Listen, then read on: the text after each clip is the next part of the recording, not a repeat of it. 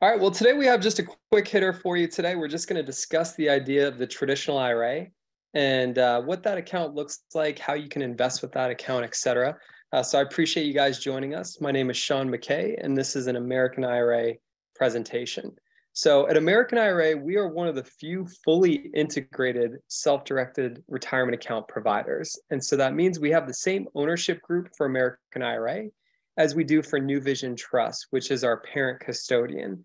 And for you as a client, what that means is that you're going to have the most up-to-date information because we're able to interact daily with our colleagues on the New Vision side.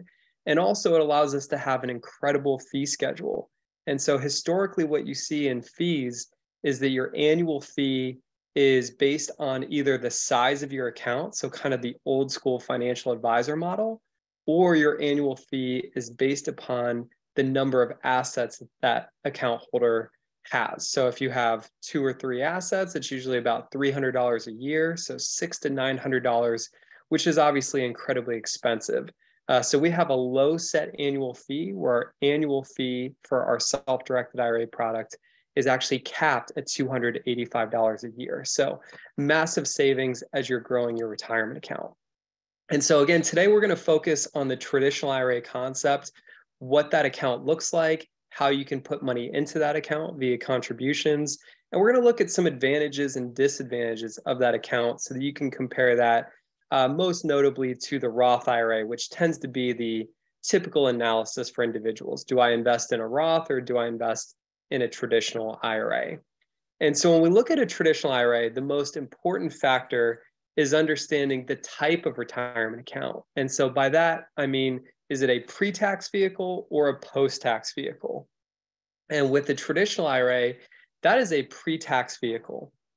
And so what that means is that when you put money into the account each year, when you make contributions, in many cases, you're actually able to get a deduction on your personal tax return, which effectively means that you're going to pay less taxes based upon the contribution that you've made to that account. And so ultimately, that's a really beneficial way to potentially consider investing money in a retirement account by getting a deduction. And again, we'll compare that to the Roth world, which is post-tax, where you do not get a deduction, so that we can have kind of a balanced discussion there. And so ultimately, you're limited in terms of how much you can put into the account each year in terms of the contributions, but you are not limited in terms of how much you can grow that account.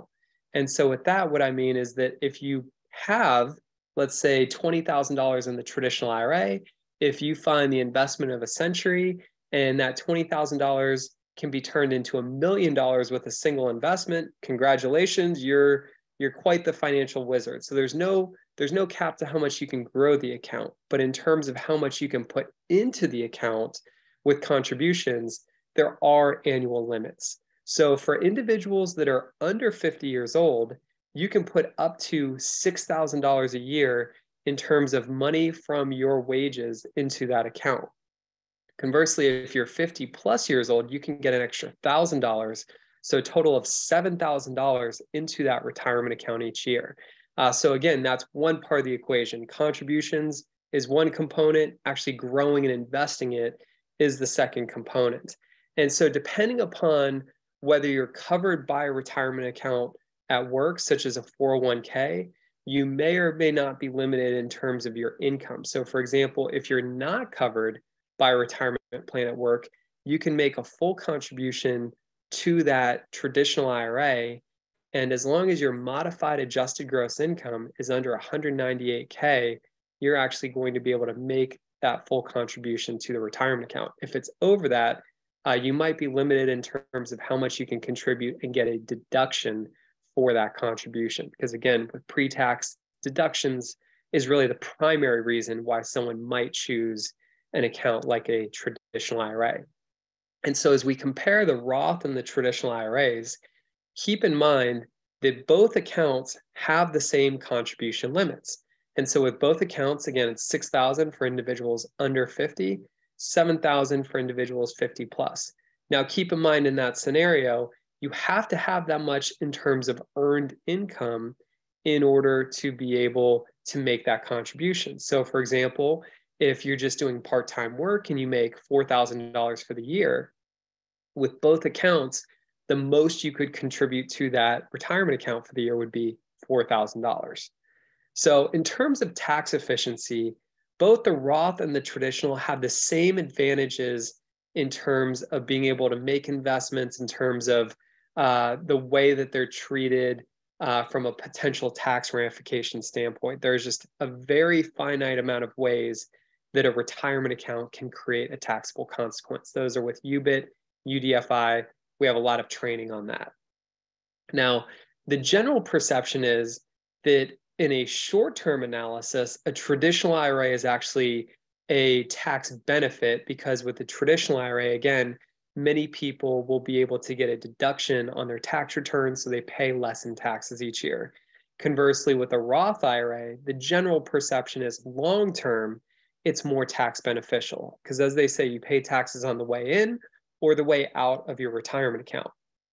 And so with the Roth IRA, after 59 and a half years old, assuming that you've had the account for at least 5 years, you can take any amount of money as a distribution out of your retirement account and not pay any taxes or penalties. Conversely, with the traditional IRA, when you take money out of that account, then in your retirement years, the money that is being taken out is taxed at whatever your personal tax rate is at that point in time.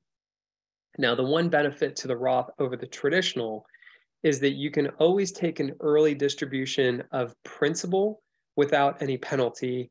Unfortunately, the same cannot be said for the traditional IRA. So the principal amount, money that you have put into that account. So if you contributed $5,000 one year, let's say, unfortunately, you lost your job, you need that money to pay your bills. With the Roth IRA, you could pull that $5K out, not have any sort of tax ramifications there. So as far as the investments go for traditional IRAs, and really for IRAs overall, the great thing is that there are very few things that the IRS tells us what we cannot invest in with our retirement accounts. And it's basically collectibles and life insurance policies. So this is by no means a complete list, but some of the more popular investments that we see from clients. Now, of course, we're all aware we can invest in stocks, bonds, and mutual funds, and that can certainly be done with us at American IRA as well.